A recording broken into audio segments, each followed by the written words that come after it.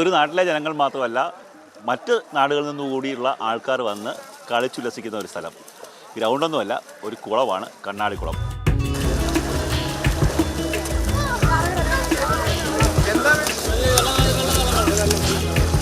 കണ്ണാടി പോലെ തെളിമയുള്ള വെള്ളം. അവിടെ കുളിക്കാനും കളിക്കാനുമായി ദിനവും എത്തുന്നത് നൂറുകണക്കിന് പേർ.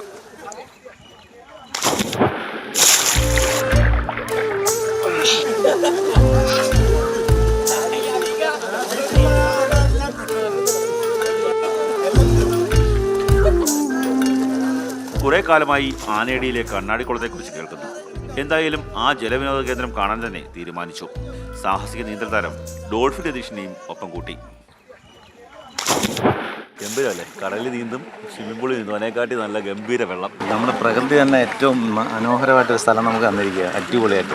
പക്ഷെ കുറച്ച് എനിക്ക് തോന്നുന്നു ഇവിടെ നാടൻ രീതിയിലുള്ള ആൾക്കാരാണ് ഈ നീന്തൽ, നാട്ടിൻ പുറത്തെ നീന്തലൊക്കെയാണ് നീന്തുന്നത്. എനിക്ക് തോന്നുന്നില്ല ഈ ഒരു ടെക്നിക്ക് പറഞ്ഞു പഠിപ്പിച്ചാലോ? ചാടിക്കേ. എന്തായാലും രതീഷിന് അത്ര എക്സ്പീരിയൻസ് ഇല്ലാത്തതുകൊണ്ട് ഞാൻ നടന്നിറങ്ങുക. ഷാനിമോനെ മയക്കൊന്ന് വിളിച്ചേ.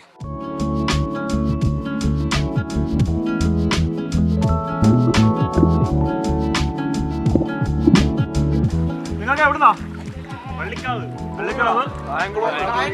ഈ നാട്ടുകാരില്ലേ? 50ഓളം ചെറുപ്പക്കാർ വെള്ളത്തിൽ അങ്ങനെ ആർത്തുല്ലസിക്കുകയാണ്. ഞങ്ങളും ഒപ്പം കൂടി. ഡോൾഫിൻ രതീഷിനെ തിരിച്ചറിഞ്ഞതോടെ നീന്തലിന്റെ ചെറു ടിപ്സുകൾ പഠിക്കാൻ അവർ ചുറ്റും കൂടി. കൈ കൊണ്ടുവന്ന് ഇവിടെ ലാൻഡ് ചെയ്യണം കേട്ടോ. ഫിംഗർ റെസ്റ്റ് ചെയ്യണമെന്ന് നമ്മൾ പറയുന്നത് കേട്ടോ. ലാൻഡ് ചെയ്യണം കേട്ടോ. 5 സെക്കൻഡ് ബ്രീത്ത് എടുത്ത് ഹോൾഡ് ചെയ്യണം. ഹോൾഡ് ചെയ്തിട്ട് മൂക്ക് കൊണ്ട് ബ്രീത്ത് ഔട്ട് ചെയ്യണം. നോക്കുക,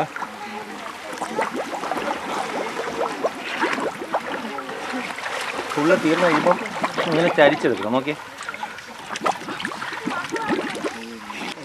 ഇതുണ്ടോ നമ്മൾ കാല് കിക്ക് ചെയ്യുമ്പോഴത്തേക്ക് ശ്രദ്ധിക്കേണ്ട പ്രധാനപ്പെട്ട കാര്യം വെച്ചാൽ ഇതാ ഈ ജോയിൻസ് ഇല്ലേ, ഈ ജോയിൻസ് ഇത് രണ്ടും ലൂസാക്കി ഇടണം. കണ്ടോ?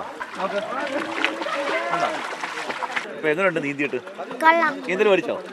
അതായത് എനിക്ക് നല്ല തണുപ്പുണ്ട്, നല്ല ഗംഭീര വെള്ളമാണ്. പക്ഷെ എനിക്ക് ഏറ്റവും കൂടുതൽ ഇഷ്ടപ്പെട്ട ആ മീനിന്റെ കൊത്താണ്. സ്പായും ചെയ്യാൻ വരുന്നവർക്ക് മീനിന്റെ കടി കൊണ്ടോ?